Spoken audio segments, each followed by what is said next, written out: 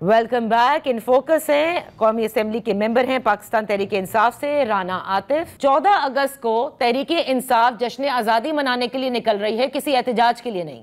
बिल्कुल। हम जैसे देखें, हुकूमत को तो हर पीटीए का हर कदम एहतजाज ही लगता है।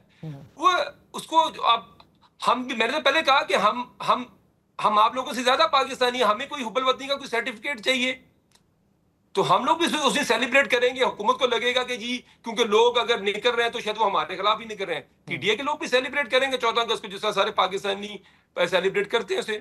ठीक है, तो फिर जो अलीमा खान साहिबा की जानिब से नहीं आई। मैं बताती हूँ ना, समझ इसलिए नहीं आ रही कि अलीमा खान साहिबा फिर जो बाहर निकल के कहती हैं कि 14 अगस्त को नेक्स्ट एहतजाज है, इस तहरीक का जो नेक्स्ट लेग है, तो फिर वो या तो गलत कह रही हैं या पार्टी उनकी बात को नहीं मान रही, क्योंकि वो कह रही हैं। नहीं, मैंने तो आपको एक्सप्लेन कर दिया। मेरा ख्याल है कि अब आप अगला सवाल कर लें। मेरा ख्याल है मैंने इसको इनफ इंटरप्रेट कर दिया। इस तरह तो फिर हम बाल की खाल ही उदारते रहेंगे। मेरा ख्याल है वो उधेड़ते रहेंगे। नहीं, बस अब आपने क्लैरिटी से कह दिया कि तहरीक का कोई एहतजाज नहीं, कोई एहतजाज नहीं है, बस 14 अगस्त जो है वो आप सेलिब्रेट करने के लिए निकल रहे हैं। इट्स नॉट अ तहरीक। मैंने कहा हम तो कोई चीज कर लें। देखें, उस दिन हमने पार्लियामेंट का गेट भी बंद कर दिया गया, तो आप उसको हुकूमत के अपने लोगों ने, जो इनके पुराने वफाकी वज़रा थे, उन्होंने इस पे तनकीद की। उसकी क्या रीजनिंग थी? तो अगर आप इनकी रीजनिंग पे जाएंगे तो उसकी रीजनिंग का तो मेरे पास कोई जवाब नहीं है ना हमारे पास। तो फिर अब का गेट तो कभी बंद नहीं हुआ पाकिस्तान की तारीख अब जो आप कह रहे हैं राना साहब कि तहरीक इंसाफ जो कुछ सफर कर रही है और जिस तरह से आप अब जमहूरियत आप कहते हैं कि घुटनों पर आ गई है,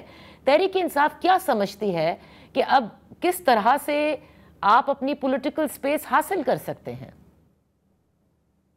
देखिए, पॉलिटिकल स्पेस तो देखें, सियासी जमातें दो तरीके से हासिल होती हैं। एक ये कि वो आईनी और कानूनी तरीके से एक जद्दोजहद करते रहते हैं, वो एक लंबा रास्ता होता है।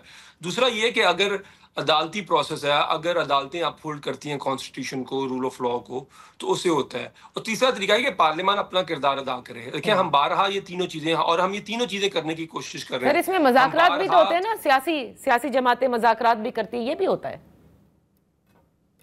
This is what I am saying. देखें, तीन तरीके हैं। देखें, ये हुकूमत की जिम्मेदारी होती है कि वो सियासी इस्तेकाम लेती है, वो पॉलिटिकल जमातों को एंगेज करती है, और वो चाहती है कि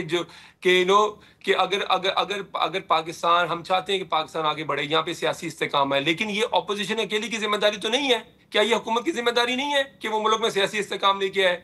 क्यों वो इस तरह के जो मैंने आपको पहले जो बताए, जो चीजें वो हुकूमत कर रही है, क्यों हुकूमत नहीं चाहती सियासी इस्तेकाम है? क्योंकि हुकूमत को ये सूट करता है, हमारी नजर में हुकूमत को ये सूट करता है कि ये इस तरह का माहौल रखे। अगर हुकूमत वाकई संजीदा है तो हुकूमत क्यों नहीं आप इस तरफ आती? क्यों नहीं लोगों पे, ये पाकिस्तान तरीके इंसाफ पे हुकूमत सख्ती को कम करती?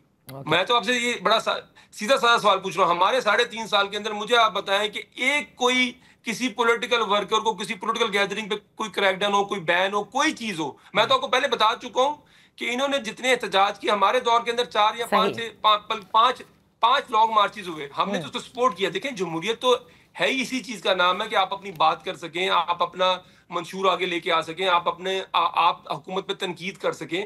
अगर ये तमाम चीजें निकाल देंगे तो इसमें जमहूरियत तो नहीं बचेगी। आप सही, बहुत बहुत शुक्रिया राना साहब for being with us show. इसी के साथ प्रोग्राम का वक्त खत्म होता है।